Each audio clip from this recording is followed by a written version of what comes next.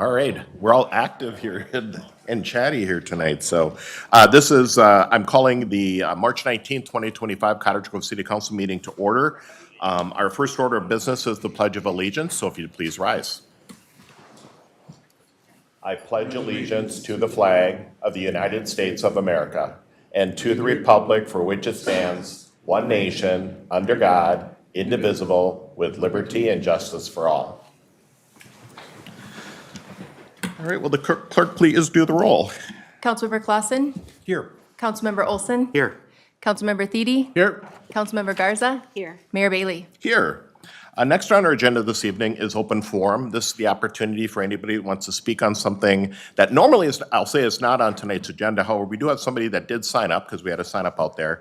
And they want to talk, we're doing a bid award later this evening, but I thought it might be better, maybe just in this particular case, to let Kelly, is it Kelly Dawn? Kelly Dawn? Kelly Dawn, if you want to come up and express whatever it is that you want to tell us about it, just state name and address for the record, and we'll take that and then obviously utilize it and answer your questions after. Okay, thank you. Yes. So I do have contact information for other homeowners in the Hidden Valley neighborhood as well that also wanted to have their voices be heard as well. But I can give those in a second. I spoke very passionately last time I was here. And I am excited to see that the bid came in significantly lower than they had initially anticipated. However, the company that they chose, McNamara Contracting, I know that the city has used them before, but I don't know if the city's aware of the absolutely horrific reviews they have as a company in general. And I would like to know what is in their contract that if they were to damage personal property, as they have seemed to have done several different times on several different projects in several different cities. And I brought actually all of the reviews that I was able to get printed so you guys can see those. What is in their contract to protect the homeowners, first and foremost? Secondly, I wanted to point out that the second company that was the second lowest bid, they actually have pretty fantastic reviews. Their bid came in at $57,906 over McNamara, which rounds out to be about $255 per homeowner. And I would strongly love to ask the city to possibly look at utilizing them instead.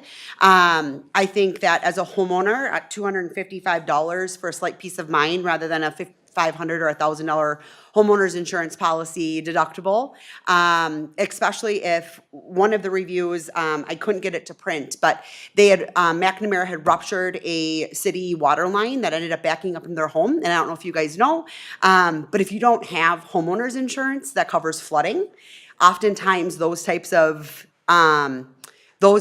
things aren't covered under some homeowners because it's outside water coming into the home. And it depends specifically on each individual insurance company, but I think that that's something that we really should look into because that could be a very costly event if that were to happen when they're doing our project.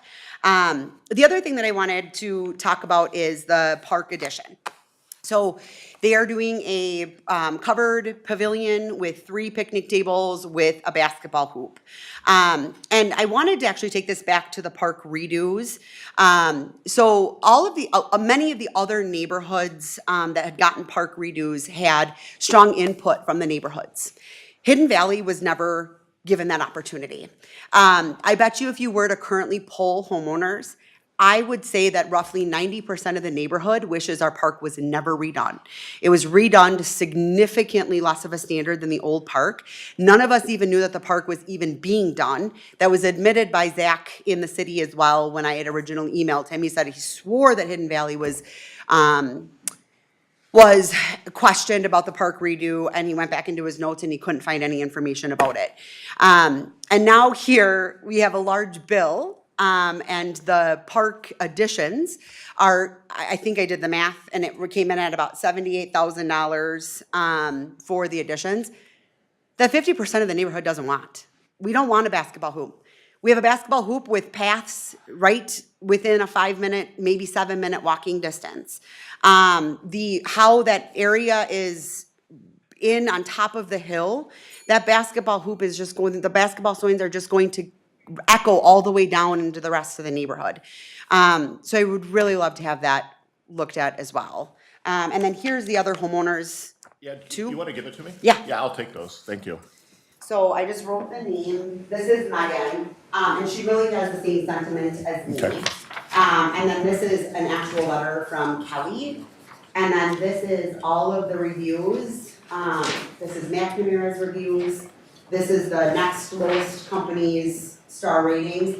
And then some of the most concerning reviews for McNamara are attached as well. Okay, thank you. And are you going to stay for the bid, because they'll answer some of your questions or share feedback? I Okay, hopefully you I got in can. from Mexico at 3 a.m. Oh. So I am very tired. But All right, sounds good. Thank you. Thank you for sharing. Was there anybody else that wants to speak on anything that's not on tonight's agenda under open forum? That one too? Thank you. All right, I'm gonna go ahead then and close open forum. And then what we'll do now is move on to number 5, which is adoption of the agenda. Move the agenda. We have a motion by Councilmember Olson. Second by Councilmember Clausen. All those in favor signify by saying aye. Aye. Opposed? Motion carries. Next is 6, which is probably my favorite part of tonight's meeting. And that is introducing Riggs, which is our Cottage Grove Public Safety Therapy Dog. And I believe Sergeant Mike McCormick is going to introduce Detective Scott Schaefer. And is this where the council really wants to come down in front? They can if they want. There, we're doing this. Okay. He's not related to Scout, right? What's that? Not No, related to- okay. no.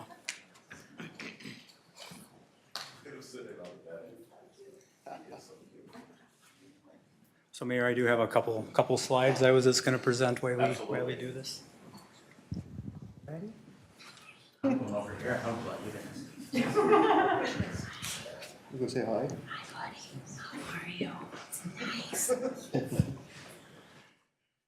And we'll have a study on him soon, right? Yeah. Public safety board's main one. Chief Kerner was like, well, maybe we should bring the dog at the end because he's gonna be a distraction. It's like, well, then no one's gonna see me, screw up if we have something like this, So, That's good strategy. I think so, yeah. Honorable Mayor, Council, thank you for this opportunity to introduce something that we're really excited.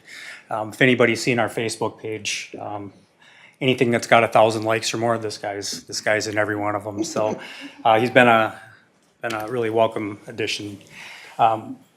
This kind of started with, as we continue to add to our case management unit, Jen Stubblefield, our newest social worker, is also part of that new addition, and Riggs is the newest member of our department, first therapy dog that we've had. So he right here, how he's acting is how he is on a normal day. This is actually, Scott was telling me he's pretty worked up right now. It's like he's 12 weeks, so to be a puppy worked up like that I'll take that, because I have one like this that's not like that at all. So Tell you were upset. He was upset. Honestly. I always sound upset.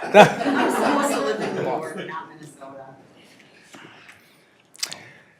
So a couple things, we've already seen Riggs in action on some of our case management calls where he can go in and just be that voice or that calming presence for someone in crisis. And so that's really what his role is going to be, is to enhance mental health and therapy support. And I can tell you that there's first responders that have had their days bettered just because of just Riggs being there. And so, initially the whole idea was to bring Riggs out in the community to help with those in crisis. But then we see with our officers and our EMS staff that have bad days, and they go right to him too. And so it's really been a godsend having Riggs here. Role is to offer comfort during difficult moments, kind of like I was just talking about, strengthen emotional well-being for those who serve and those we support. And again, it's really a big step for our case management program, as we've been trying to get out in the community and try to destigmatize with the community what the role of police is in that. And now we have this little guy right here, which just makes it even better.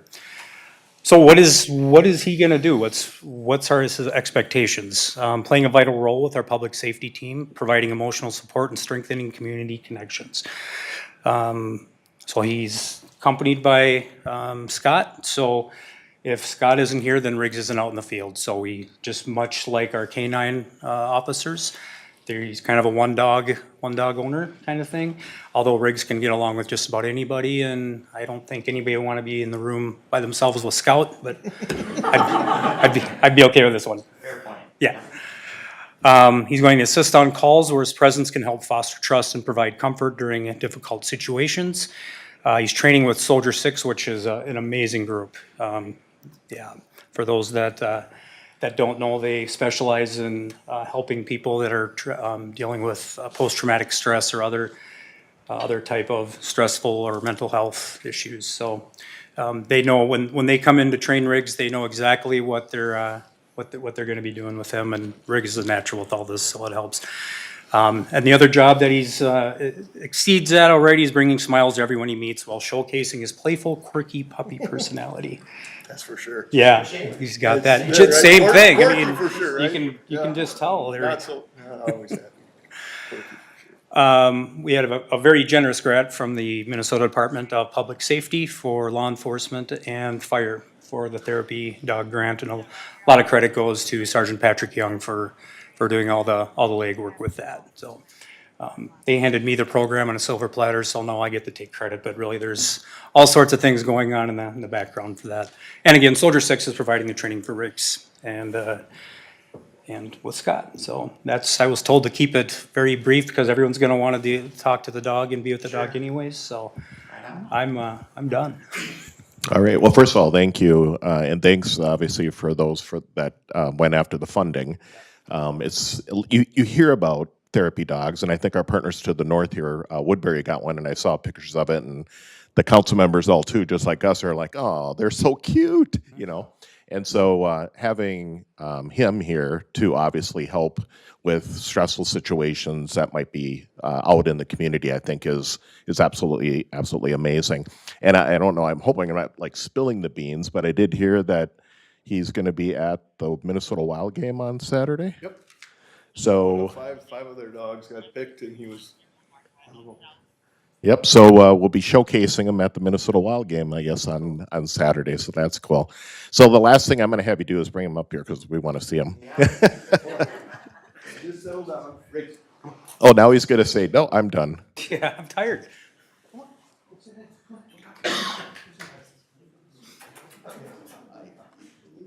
Look at you. Look at you. It comes over my house, there are plenty. So eventually he'll sit right in front of you. Yeah. You do too. Yeah, got a mic. Say hi. There you go. There you go. Aren't those folks from Soldier 6 just amazing? They're amazing. Absolutely. We do a lot of work with them through the Lions. They're phenomenal. Oh, here. Kelly. You guys can go home. Meeting's over. Yeah. Come on, buddy. He doesn't know what it is.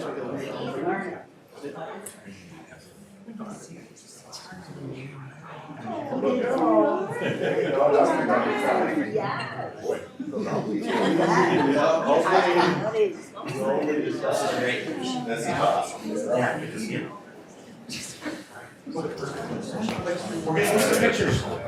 I think, did you get him?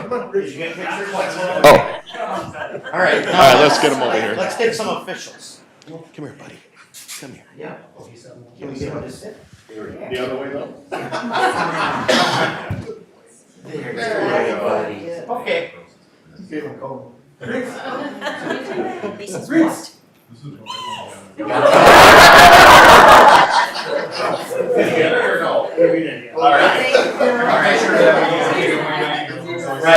Look at that. That was funny. Oh, you want one more?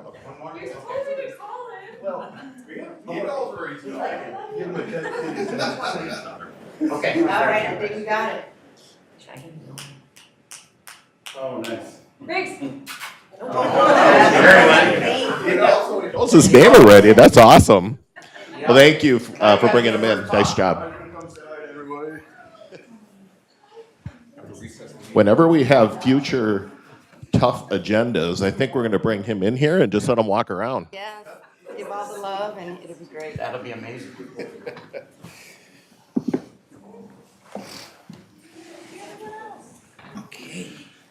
All right. That is awesome. All right. Thank you again for bringing him in and sharing. Obviously, the public is going to be loving him as time goes forward here. Mayor, if you don't mind, I just want to take a second and put in a big plug for Soldiers 6. Yes, go ahead. Excuse me, great, great organization, run by a former South St. Paul police officer and his wife. And they provide therapy dogs to veterans and first responders dealing with PTSD. We do a lot of work with them through our Cottage Grove Lions Club and through our Mississippi River Valley Beyond the Yellow Ribbon, because we do deal with a lot of veterans who are experiencing PTSD, and they are absolutely amazing. And the training that they do is second to none, so I'm so glad to hear that they're involved with helping us out. It's a great partnership for sure. Yeah. All right, so council, next on our agenda is consent. This is the point where if council has anything they want to pull off of consent for separate conversation or vote, anything at all? Move consent. All right, we got a motion to approve consent by Councilmember Olson. Do I have a second? Oh, second by Councilmember Garza, I think. Okay. Any other discussion? Seeing none, all those in favor signify by saying aye. Aye. Aye. Opposed? Motion carries. So if anybody's here for anything on tonight's consent agenda, all of those items have been approved. Next is number 8, is approved disbursement or to pay the bills. Move to pay the bills. All right, we have a motion by Councilmember Garza, second by Councilmember Thiede. All those in favor signify by saying aye. Aye. Aye. Opposed? Motion carries. Public hearings, none this evening. 10 is bid awards, which we actually heard a little bit about what we're going to be talking about here. But we do have a bid award this evening for the 2025 pavement management project. And our Public Works Director, Ryan Burfine, is going to walk us through this. And I think in this process, I'm going to answer some of the questions for her. Thank Certainly, you. Mayor, members of the council. I think what I'll start with is some of my typical information on the bid opening that we had and where we are at in the process. So 2025 pavement management project. Sorry, here we go. We took bids on, let's see, not last Thursday, but the Thursday prior. We had 4 bid results. As you can see, all 4 bids were a little bit under our engineer's estimate, and that low bid was, about 11% underneath our engineer's estimate. So we were happy to see that. A little bit of concern in the market these days with, you hear about obviously everything in the economy and tariffs and such, but luckily with a project like this, paving, concrete, not really affected by that from what we're seeing. So in general, we are happy with the bid results and feel they are very competitive. And in terms of the questions regarding McNamara contracting and also just the bid award process. So this is a low bid process that is a state statute. So it is a requirement to award the project to the lowest responsive contractor. It's not like a best value type process where you can select different contractors. Now what I will say is you've probably seen these names. These names look very familiar. There's only a certain number of these paving contractors in the metro. They all do an extremely large amount of work every single year. And all 4 of these contractors actually are ones we're very familiar with and have done quite a bit of work in town. McNamara Contracting, there were some questions about the reviews, and some things we heard from the public as well was like a Better Business Bureau rating. You wouldn't find any of these contractors on the Better Business Bureau. They do low bid projects for agencies, cities, counties, MnDOT. They're not in the business where they would have that type of rating or try and get that kind of accreditation because it doesn't provide any benefit to them. In terms of the reviews, I looked up some of those as well. I was actually surprised that there were things like Yelp reviews or Google reviews on these contractors. They are interacting with tens of thousands, if not hundreds of thousands of people every single year on just endless number of multi-million-dollar projects. So I think Yelp, there were 4 reviews, Google reviews, there was maybe 24. They are reviews on this company, right? I mean, anyone can go on those and provide a review of a contractor. But it's not, I mean, that's more for like businesses that people would hire, right? Plumbers, contractors, go into a restaurant, right? You see thousands of reviews. Certainly there was negative reviews on there, right, about, maybe my car was towed in a project. Well, that was like the city that towed the car. Maybe some concerns about damage, maybe how late they were working, and it's just really things that we do see on our projects, but it's just such a small sample size, right? There's so much interaction with these contractors. What we really have to look at is our great experience we have with them, and really all four of these, right? We would be comfortable with awarding the project to. McNamara has worked on, I just quickly today pulled the list, and I came up quickly with 9 projects they've worked on over the last 6 or 7 years, from city projects, maybe like a development project that's new city infrastructure, and always a great experience. They're a very reputable contractor in the metro area. So from a staff perspective, from our experience, we have zero concern. Obviously, things can happen on a project, right? These are large projects impacting, hundreds, thousands of people. So certainly things can happen, and the things I saw in those reviews we've had happen on our projects. But I can tell you as staff, we're very firm in how we work with our contractors, holding them accountable. And there was a question about, the contract.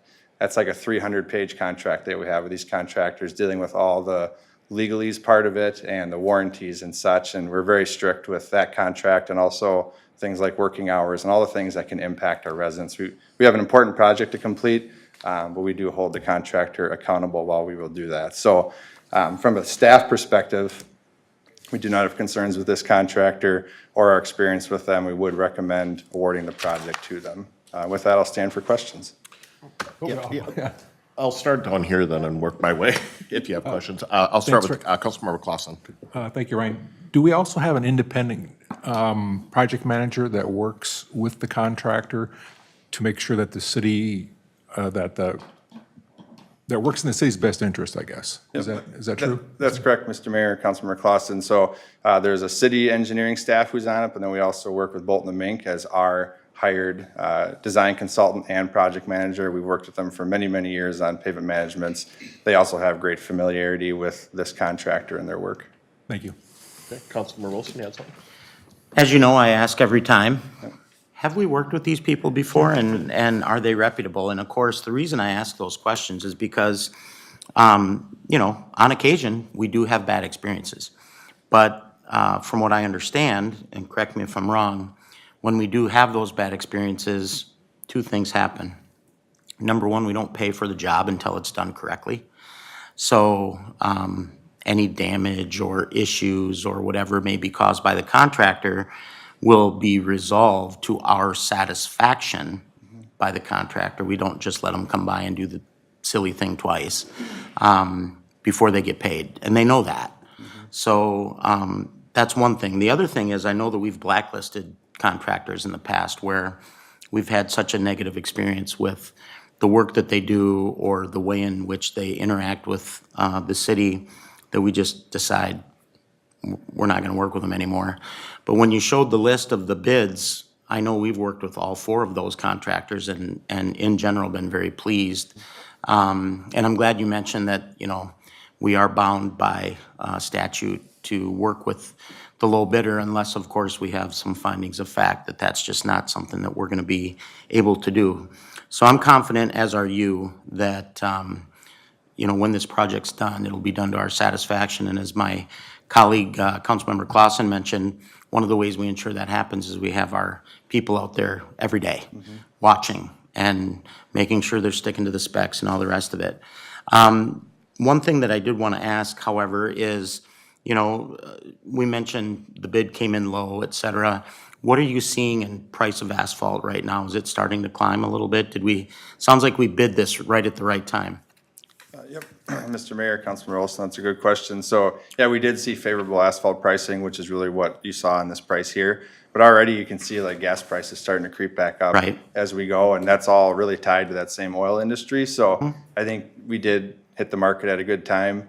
We've got one more bid to do for paving with our mill and overlay shortly. Hopefully, we're still good on that one. But this March timeframe is always a good time to bid. Yeah. And we're happy with it. And I know that you're very strategic in kind of when you do things like that. And it's funny, I was going to mention the mill and overlay too, so we might want to get that one on the books ASAP. But Yep. Great job with this, and I think it's going to be a nice project when it's all done. Okay. Did you have a question or no? Yeah, Go ahead. Councilmember Thiede. so So in how many, did you actually count how many McNamara has done for us? What was it? Yep, so, Mr. Mayor, Councilmember Thiede, I could come up with 9 quickly. I mean, there's, 9, okay. because sometimes because they're a paving contractor, they might be the paving contractor and not the general, but I came up with 9 quickly going back to 2015. And then with bituminous? So with the other contractors, I would say less. Going back, bituminous would definitely be less. We've worked with them probably a handful of times. Northwest would be, I would say, similar in that, 5 to 8 range. And then the Minnesota Paving and Materials, they used to be called hard drives, so it's probably a very familiar name. I would say at least 10 in that same time frame. And we obviously, we keep track of the jobs that they do in the past and the issues that we came across and again, like I say, we have blacklisted some of them before and so if there was any significant things that had happened in the past. Yep.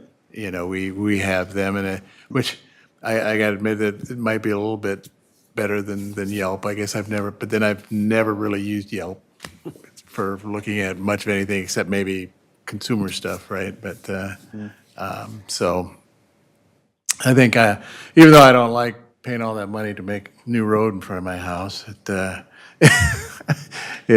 think they probably do the good job and by gosh, I'll be standing out there.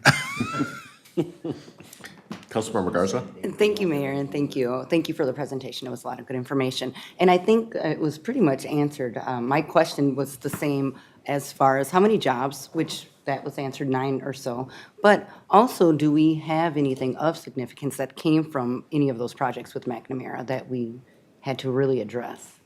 Yep, Mr. Mayor, Councilmember Garza, that is correct. Obviously, I've been here for all those projects. City Administrator has as well, so we remember everything.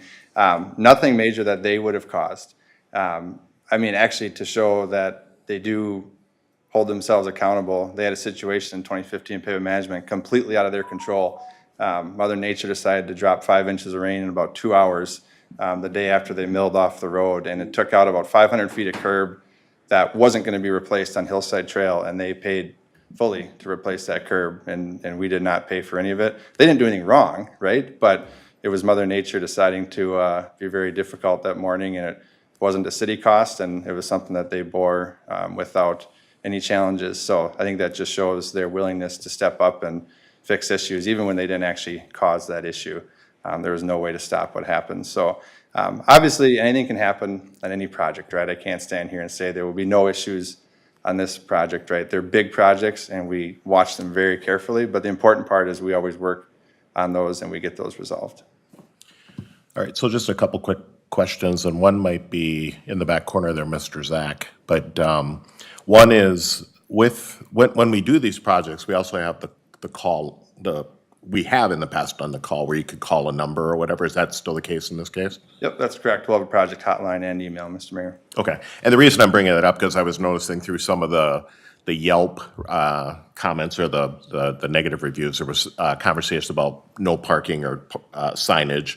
And I know we do it a little bit different, where we kind of take sections of the areas, and then we let those neighbors know in advance for these days. You can't park in front of your house on these days because you're going to be doing work. Yep. I'm assuming that's still going to be the same process. Yep, that is correct, Mr. Mayor. And really, the communication we take really important. We hold that really importantly, and we do all that work. So us and our design consultant inspector, we do all that communication with the residents. We don't want to have to rely on the contractor to be doing that. So they will get to know our inspector very well. Okay, and I don't know if this is for you, Jennifer, or this might be for Corey. So there was a reference about somebody, they hit a water main or a water line, and the water line was damaged and it flooded out a home. Wouldn't they be responsible for that? The contractor? Your Honor, members of That's the why I'm council, we curious. actually had this exact thing happen in another city that I represented, and they didn't flood just one home, they took out a whole block. wow, So okay. the League of Minnesota Cities actually helped assist with recovery from the contractor. So the contractor is 100% responsible. But because of the magnitude of that particular situation, it was multiple homes, the league, I call them the cavalry, stepped in and really helped those homeowners become whole. Not that we want any, because if a water main gets busted or something, that's a big deal, other than just for your neighborhood, for us too. But I thought, so I just want to make sure, because I don't know if it's different in other cities or whatever, but I know in our particular case, they would have been, the contractor would have been responsible, and the homeowner would not, though obviously inconvenience, the homeowner would not be charged for that. That would be, or have to pay it down, or a deductible or whatever. And then my last question maybe is for you, Zach. So she was commenting a little bit about the park. I know in the past when we went in to do neighborhoods, we have done some surveying and such, and I know maybe I don't know if we did or didn't on this one. I guess that's what I'm just looking for, and what your thoughts are on that. Yeah, Mayor, thank you. Council, thank you. Right, I thought we did. She was right. I thought we did, but there was a time where we never did neighborhood surveys, and then we started probably a handful of years ago. This must have been the last playground we did where we didn't actually do a neighborhood survey. But I will say the neighborhood survey is just one tool in the equation when we pick out playgrounds. So we do everything's the same except for, now we do the survey. We get proposals from 3 professional playground designers and manufacturers. They give us their best proposal for the budget that we give them. So they're well designed, well thought out. Then we take those 3 proposals. Now we'll go out and do a neighborhood survey with those proposals, but back then what we would do is we bring them to the Parks Commission, who are also moms and dads and grandparents and, park professionals. They would review them, and then they would choose which playground. Maybe there's some slight modifications there, but they would choose the design that they felt best was for the park. So the rest of that process is still the same. And just as far as a survey, sometimes a survey doesn't help us at all because it's split 50-50 or 30-30-30 or whatever it is. So the survey is one tool. It is helpful. We do enjoy doing the surveys because sometimes it helps guide the decision a little bit, but it's not always the answer. So hopefully that helped. But, in terms of the playground that's there, as a park professional, that we have, we manage over 30 playgrounds. I'm happy with it. It takes care of all the swinging, balancing, climbing, sliding, spinners, upper body strength, social connections. It just doesn't maybe look like like the old playground where there's a lot of stairs and platforms. This one has more ropes and bars and different tools like that. So it just maybe looks a little more different, but I'm happy with what's there. Okay, that's the reason I wanted to ask, is it's funny, because whether we did the survey or didn't do the survey, I do remember a neighborhood where my son, where they did the neighborhood survey, and after it got done, at least my son and my 2 grandkids were like, I don't like this one, and you know how that you deal with that all the time, but that's what. On that particular one, I remember that was somewhat of a majority, but it wasn't, like you said, it Wasn't was strong. closer. It was real close, so some people are gonna like it, some aren't. But I just wanted to check so that I kind of understood what's going on with regards to And that. how is that funded, Zach, when you do those park projects? Oh, yeah, that was the other one. Thank you. Thank you. Those are through the Park Improvement Fund. So they're on 20-year cycles for replacement. So that one was just on a 20-year replacement schedule. So when that came up, we went through that process. It's the Park Improvement Fund, which has, limited resources to make sure. Is it part of the assessment for the road project? So we're not replacing the playground. The playground's only about 5 years old. Okay. So there's a little bit of confusion between the word park and playground. And this is when we were emailing back and forth. A playground is within a park. The park is the park, right? So we're not replacing the playground. We're just adding the other features around the playground. The park. The park features. We're correct. not, the playground stays as it is. I guess Yeah. That's where I was, So there was That's the maybe, terminology. that's what I was curious of when you were talking about it between the two, because I'm going, geez, I guess if you're talking about equipment or you're talking about the park, but I think, real quick though, what you were asking about is, Does it get layered into the assessment for the road project, or is it billed separately? Councilman Olson, and Mayor and Council, it gets layered, it doesn't get layered into the assessment, no, So the project happens at the same time because it's convenient, yes. but in terms of the assessment, the Correct. park work is not part of the assessment. Accurate? Mayor, I members of know the, there's a weird thing in there, so that's why I Okay. that's why I wanted just to Mayor, clarify. members of the council, to be very clear, the residents do not pay any assessment related to the actual park improvement, so you will never see park improvements in that column. When we go to do projects like this, we do bond for the $78,000, Right. but it is not calculated in the assessment. Right, the city That's bears what I that, want to make city sure. bears So that you- cost. I know you might not like maybe what some of this stuff is in that park, maybe, but you're not getting, the residents of Hidden Valley are not getting charged for. It's just confusing because it is a line item on. Right. Yeah, I totally understand. You're not the first, and that's why I wanted to bring you up, other than the initial And we question. will take donations if people are interested, but yeah, we're not gonna mandate it. Yep. Councilmember Thiede. Zach, refresh my memory, was there actually like a pavilion type, small pavilion type deal going into, right? Yes, Member Thiede and Council. So one of the things I know when we built the playground, there was concern about shade out there. So we actually went back and we added shade to the playground. So then when we were talking about the redesign of this park, we just wanted to make sure we took into consideration the shade. Because it is under the power lines, there's not a lot of opportunity for planting trees. So this was our opportunity to get a little more shade out there. Okay. And one of the things with Hidden Valley that we do have an advantage is that we do have a homeowners association. And I know that there's a newsletter going out soon, which we could put some questions into that. I mean, you've got the Facebook page and so forth, but that doesn't necessarily kind of hit everybody or query everybody, you know, so we could probably put something into the newsletter just to get some feedback from people. So. Okay. All right, thank you, Zach. Thank you for hanging to hear the answers. I figured you might want to. Hope you had fun in Mexico. Yeah, Yes, you did. Good. although I'm really sad about basketball courts, but. Understood. All right, so before, Mayor. go ahead. I'll move resolution 2025-034 awarding the 2025 pavement management project to McNamara Contracting, Inc. in the total amount of $2,739,406 and the all-important 95 cents. All right, so we have a motion by Councilmember Olson. Do I have a second? Second. Second by Councilmember Thiede. Any other discussion? Seeing none, all those in favor signify by saying aye. Aye. Aye. Opposed? Motion carries. Thank you for coming again. All right, next on our agenda, we have nothing on our regular agenda, so believe it or not, we're down to council comments request. I will start down here. I'll start I with have Mr. nothing to Cook. add tonight. Oh, there you go. Why not? There you go. Thank you. Nothing from Councilmember Olson either. How about Councilmember Thiede? And I have one thing. Yeah, I'll make the standard mention of Strawberry Fest and that we're getting closer and closer to that time in June. So obviously, we love having people participate and planning and everything else. And I believe our next meeting is the first Monday in April, which would be, what? Oh, it's actually a Second? week later. The first Monday is the 7th. Oh, the 7th? Yeah. Okay. Because Tuesday is April Fool's Day. Okay. So we'd love to have you come over to Kingston. no. Yeah, We're at, you at the Hero Center? Or where? no, at the Training room? Italian. Carboni? Carboni's. Carboni's. And Melbourne. Cottage Grove Carboni. Man, it just wasn't slipping off the time. Carboni's. I'm glad I'm not the only one that does At that. 6 o'clock on the 7th of April. All right, there you go. There you go.